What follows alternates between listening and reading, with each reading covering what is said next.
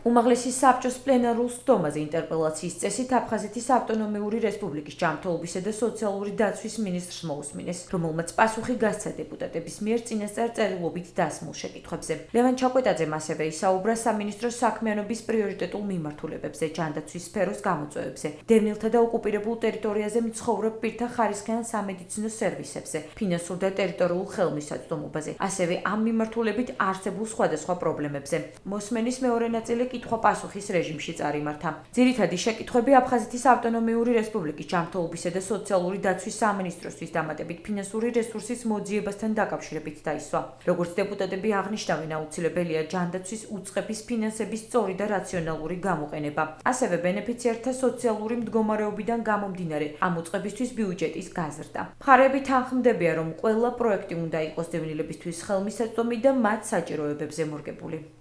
ლიანობაში ჩვენი ჯანდაცვის სამინისტროს საქმიანობა უაღრესად დადებითად შეფასდა. კოლეგების ყურადღება იყო გამახვილებული იმ საკითხზე, რომ რესპუბლიკური ბიუჯეტის ზრდის პარალელურად და პროპორციულად არ იზრდება სამინისტროს ბიუჯეტი, ეს არის საკითხი, რომელიც ძალიან აწუხებს ჩვენს დეპუტატებს, კოლეგებს.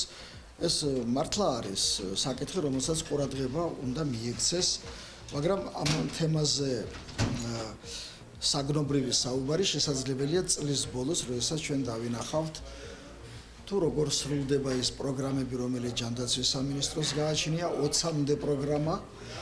რამდენად არის დაფინანსებული ეს პროგრამა, რამდენად საკმარისად იყო და არის დაფინანსებული, რა ახალი პროგრამებია საჭირო. ყველაფერ ამაზე საუბარი ჩვენ უკვე წლის ბოლოს გვექნება იგივე სამინისტროს წარმომადგენლებთან ერთად.